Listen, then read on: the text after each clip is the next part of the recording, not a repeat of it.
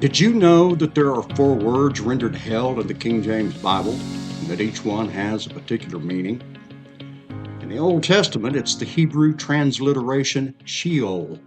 According to Strong's, it's found 65 times, rendered grave 31 times, hell 31 times, and pit 3 times. Strong's defines this word as Hades, or the world of the dead, derived from the root meaning to inquire or request. In the New Testament, one of the words rendered hell is Hades, and Vine's Expository Dictionary tells us that it corresponds to Sheol in the Old Testament. Hades is found just 10 times.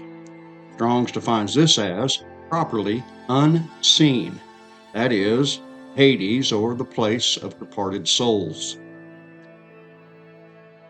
The 3rd word rendered hell is the Greek transliteration Gehenna, or Gehenna, found just 12 times in the King James New Testament. Strong's tells us it's of Hebrew origin and refers to the valley of the son of Hinnom, a valley of Jerusalem. Finally, the last word rendered hell in the King James New Testament is the Greek transliteration Tartaroo, used just once in 2 Peter 2:4. Strong's defines it as from Tartaros, the deepest abyss of Hades.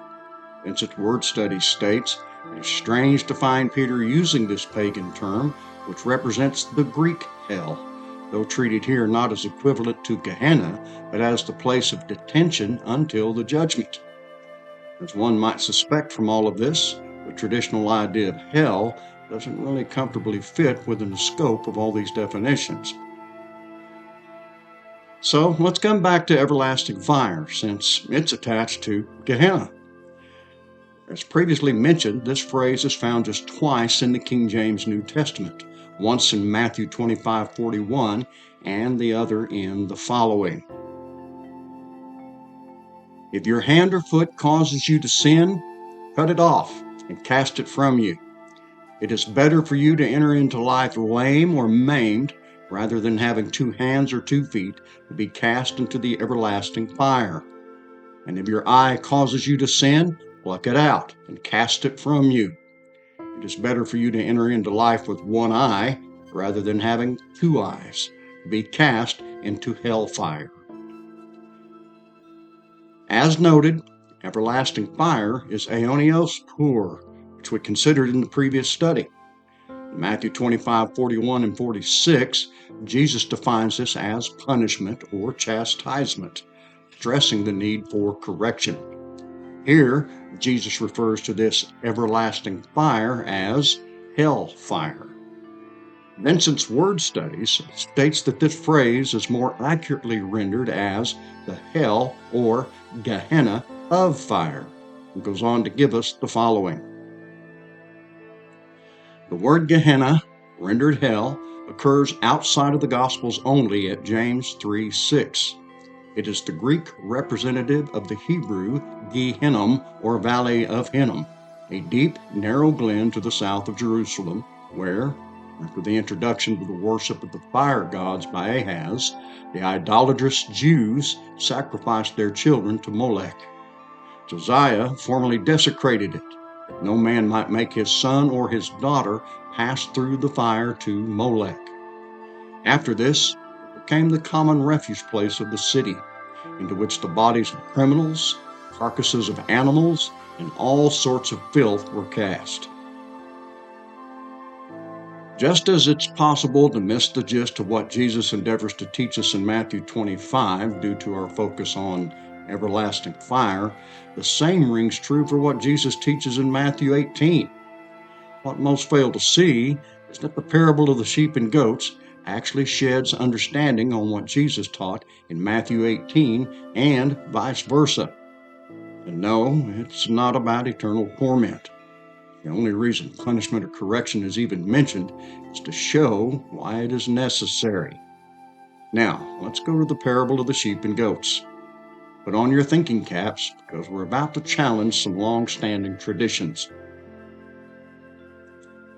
But when the Son of Man comes in his glory, and all the angels with him, then he will sit on his glorious throne.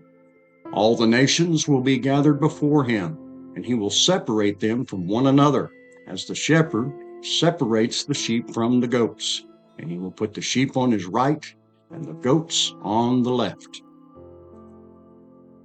In Matthew chapter 24, after Jesus spoke of the destruction of the temple of God, his disciples asked him privately, "When will these things be? And what will be the sign of your coming and of the close of the age?" What follows in Matthew 24 is the Lord's answers to these questions, and it continues and includes the parables Jesus spoke in Matthew chapter 25. How do we know? Because in Matthew 25:1, Jesus begins the parable of the 10 virgins with, "Then the kingdom of heaven will be like 10 virgins," where "then" refers to what he has said in the previous chapter. Same is true regarding the parable of the talents and the parable of the sheep and goats. Put it plainly, the 3 parables in Matthew 25 do not refer to future events, but to a present reality that began once Jesus entered his glory. When was this? According to Christ himself, it followed after his resurrection almost 2,000 years ago. Further proof lies in the fact that many scriptures state that he is presently at the right hand of God. In Revelation 2:26, Jesus states that to the one who overcomes, he gives authority over the nations, the same authority he himself received from the Father and has been exercising for almost 2,000 years. This, of course, agrees with the fact that all nations are gathered before him. Once we understand that Matthew 24 and 25 connect, we get a different picture than what tradition would have us think. But when we back up to Matthew 24 and pay close attention to what Jesus says, we find that his focus is not on the world at large, but on the kingdom of heaven, verified by Matthew 25:1. And where is this kingdom? Within us, Jesus said. To be even more specific, when we consider verses 45 through 51 of Matthew 24, we see the Lord addressing the faithful and wise servant as opposed to the evil one, which is the same focus of his parables in Matthew 25. And what happens to the servant who is neither faithful nor wise? Jesus says he is cut in two and appointed his portion with the hypocrites, where there is weeping and gnashing of teeth. This is not a reference to eternal torment. It corresponds to what happens with the 5 foolish virgins, the servant with 1 talent, and the goats. The phrase cut in two, pointing to the obvious separation of the sheep and the goats. Further proof of the Lord's focus in Matthew 24 and 25 is in Matthew 7, where Jesus says, "Not everyone who says to me, 'Lord, Lord,' will enter the kingdom of heaven, but the one who does the will of my Father who is in heaven. On that day, many will say to me, 'Lord, Lord, did we not prophesy in your name, cast out demons in your name, and do many mighty works in your name?' And then will I declare to them, 'I never knew you. Depart from me, you workers of lawlessness.'" Now, let's talk reality. What better example do we have of hypocrites than the scribes and Pharisees?